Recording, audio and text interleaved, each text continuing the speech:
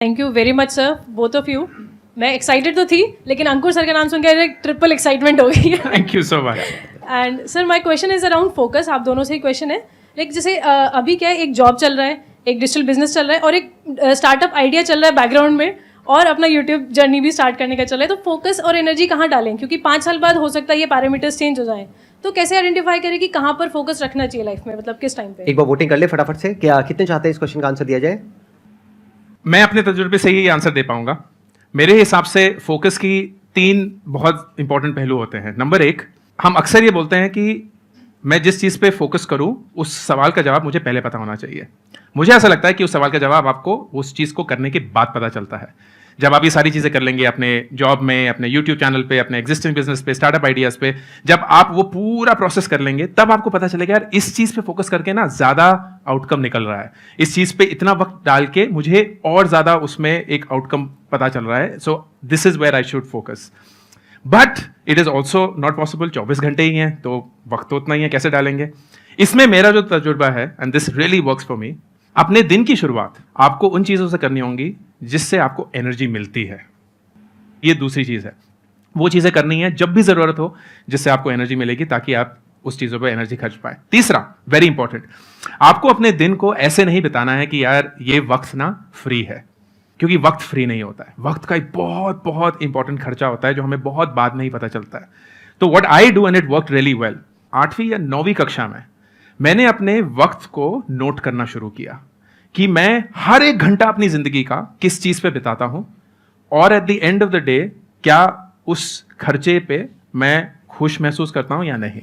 And I did that till I was 26. तो करीब 13 साल तक हर एक घंटा मेरी जिंदगी का रिकॉर्डेड था. मैं एक नोटबुक पे लिखता था. अनफॉर्चुनेटली उस नोटबुक को दीमक ने खा लिया. तो मैं पूछने ही वाला था, मैंने कहा वो नोटबुक है क्या आपके पास में? दीमक नहीं खा लिया, बट थैंकफुली जब मैं आईएसबी गया था तो मैं नोटबुक से एक्सेल शीट पे मूव हो गया. तो वो एक्सेल शीट है मेरे पास. तो अगर आप में से कोई भी मुझसे ये पूछेगा कि 2005 में 27 मई को 7 बजे शाम को आप क्या कर रहे थे, मुझे एग्जैक्टली पता है. आपको ना अपनी वक्त की कद्र महसूस होनी शुरू होती है कि आपका वक्त जाता कहाँ है, क्यों जाता है, और उसकी वजह से आपको कैसा महसूस होता है. अक्सर ना, और मैं बहुत सारे लोगों से पूछता हूं, आपको क्या लगता है कि आप, चलिए मैं आज आप सबसे ही पूछता हूं, आपको क्या लगता है कि आप अपने फोन पे रोज कितना वक्त बिताते हैं? किसको इस सवाल का बिल्कुल एक्यूरेट आंसर पता है? मिनटों में नहीं, घंटों में ले लेते हैं. अपने फोन पे आप कितना वक्त बिताते हैं? 20% लोग. ठीक है, बाकी लोगों को पता नहीं है कि बोलना नहीं चाहते, पता ही नहीं है. राइट? आई गारंटी यू कि अगर मैं आपसे बोलूंगा ना कि एस्टिमेट करिए, तो आप लोग बोलेंगे 2 घंटा 3 घंटा. वाकई में नंबर कितना होगा? 8. हाँ, मतलब लोग 10 तो ऐसे बोल रहे हैं से लाइक 10 घंटे तो ले लो sir. And that is what happens. हमें लगता है यार रील ही तो है, 60 सेकेंड्स. चलते रहे, पता चला 1 घंटा बीत गया, 2 घंटे बीत गए. फिर हम बोले यार वक्त ही नहीं था, मतलब फोकस ही नहीं कर पा रहे हैं, वो काम भी करना था वो भी नहीं हुआ, मम्मी भी डांट रही है, खाना भी नहीं खाया है. तो अपने वक्त की कदर करनी जरूरी है. These 3 things. Do not think कि फोकस पहले आना चाहिए, काम करने के बाद पता चलेगा कि कहाँ फोकस करना है. दूसरा, किसी भी चीज को एनर्जी देने से पहले अपने खुद को एनर्जी दीजिए. और तीसरा, अपने वक्त की ऐसी कदर करिए कि आप एक्यूरेटली जानते हैं कि आप अपना वक्त कहाँ बिता रहे हैं, क्यों बिता रहे हैं, उसकी वजह से आपको कैसा महसूस होता है. जब आप ये करेंगे ना, और सिर्फ 10 दिन करिए, I guarantee you will be a change person.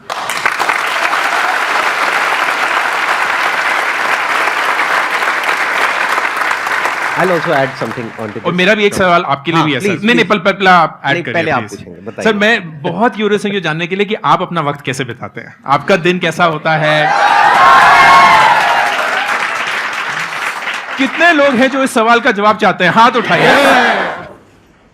मैं आपको शॉर्ट में बता देता हूँ. प्लीज. जैसे सुबह मैं उठता हूँ 7 बजे के आसपास. फिर उसके बाद में मैं डेली कम से कम 2 घंटे अपने साथ में अकेले में वक्त बिताता हूँ, जिसमें मेरा मेडिटेशन का टाइम है, जिसमें योगा है, जिसमें मेरे घर पे एक छोटा सा जिम बनाया हुआ है, वहाँ पे थोड़ा बहुत एक्सरसाइज वगैरह कर लिया. देख के लगता नहीं है लेकिन करता हूँ. ऐसे भी कुछ लोग होते हैं, जरूरी नहीं है हर एक की बॉडी बन जाए जिम करने के बाद. अरे पहले से बढ़िया हो गया. Thank you sir.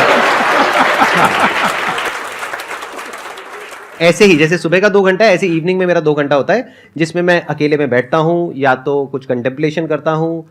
बुक्स वगैरह मैं ज़्यादा नहीं पढ़ता हूँ, तो मैं अपने आप से ही सही तरह के क्वेश्चंस पूछ लेता हूँ. आराम से समझता हूँ उसको हर पर्सपेक्टिव से, जो भी मैंने किया, जो भी सही किया, गलत किया, व्हाटएवर। तो एक तो ये हो गया सुबह का और इवनिंग का शेड्यूल। बाकी दिन में मेरा शेड्यूल काफ़ी बिजी रहता है, क्योंकि ऑफिस में भी मेरे को सारा देखना होता है, वहाँ पे काफ़ी बड़ी टीम है, ये सेशंस हैं, प्लस वीकेंड जो होते हैं मेरे, वो मेरी फैमिली के लिए होते हैं। बस हो गया आई थिंक। वंडरफुल।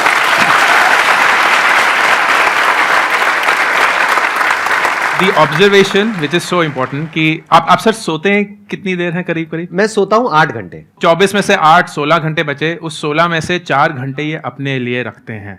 दिन का 25% संदीप जी सिर्फ अपने लिए रखते हैं, किसी और के लिए नहीं। लेकिन बिकॉज ही डज दैट, उनके पास वो एनर्जी है कि वो हम सब लोगों के साथ वो बाकी का 75% इस एनर्जी के साथ देते हैं। And that's the only way to do it. So brilliant, thank you so much.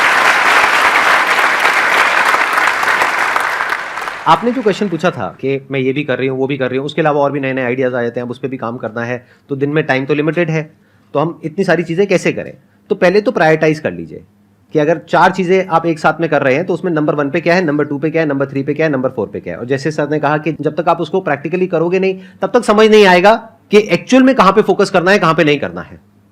जब आप उन चारों चीज़ों को ट्राई करोगे तब आपको क्लियर होगा। हो सकता है जो अभी नंबर 3 पे है वो आपको लगे नंबर 1 पे आ गया है, और जो नंबर 1 पे है वो नंबर 4 पे चला गया है। ऐसा होता है लाइफ में बहुत बार। नंबर 2, आप क्या कर सकते हैं कि अगर मानिए आप 2 या 3 काम एक साथ भी कर रहे हैं, जैसे मैं कर रहा हूं, I do a lot of multitasking life में, मानिए एट अ टाइम आप 2-3 चीजें एक साथ भी कर रहे हैं, तो try to connect the dots. उसको ये रखिए अपने माइंड में, एक बड़ी विजन रखिए, उस बड़ी विजन से इन सब कामों को कनेक्ट कर दीजिए। That is the way in which you can create order in your mind. यही एक बहुत बड़ी क्वालिटी होती है उन लोगों में जो कुछ बड़ा कर जाते हैं या एक्चुअल में लाइफ में सक्सेसफुल होते हैं। वो जो नहीं हो पाते हैं, वो क्या है, वो हर एक अलग अलग काम को अलग अलग समझते हैं। अलग अलग कुछ भी नहीं है, सब कुछ एक दूसरे से जुड़ा हुआ है। तो वो जोड़ आपको ढूंढना है कि जो आप कर रहे हो उसका कनेक्शन आपस में कैसे बन रहा है।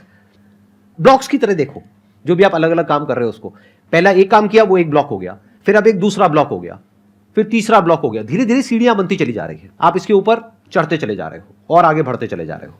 तो इस तरह से अगर सोचोगे लाइफ में, तो धीरे धीरे जो भी आप करोगे, फिर चाहे वहां पर सक्सेसफुल हुए हो चाहे फेल हुए हो, कुछ भी वेस्ट नहीं जाएगा, क्योंकि सब कुछ कनेक्ट हो जाएगा उस बड़ी विजन से। और एक दिन आप देखोगे कि वो सब कनेक्ट होकर के कुछ बड़ा कमाल का हो रहा है। Absolutely wonderful.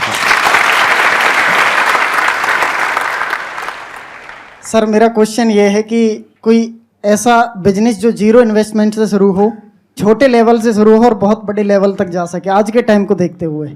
अगर आप चाहते हैं कि भैया जीरो इन्वेस्टमेंट के साथ हमारा एक बिजनेस शुरू हो जाए, फिर हम लाखों करोड़ों रुपए कमाएं, that's actually the wrong start.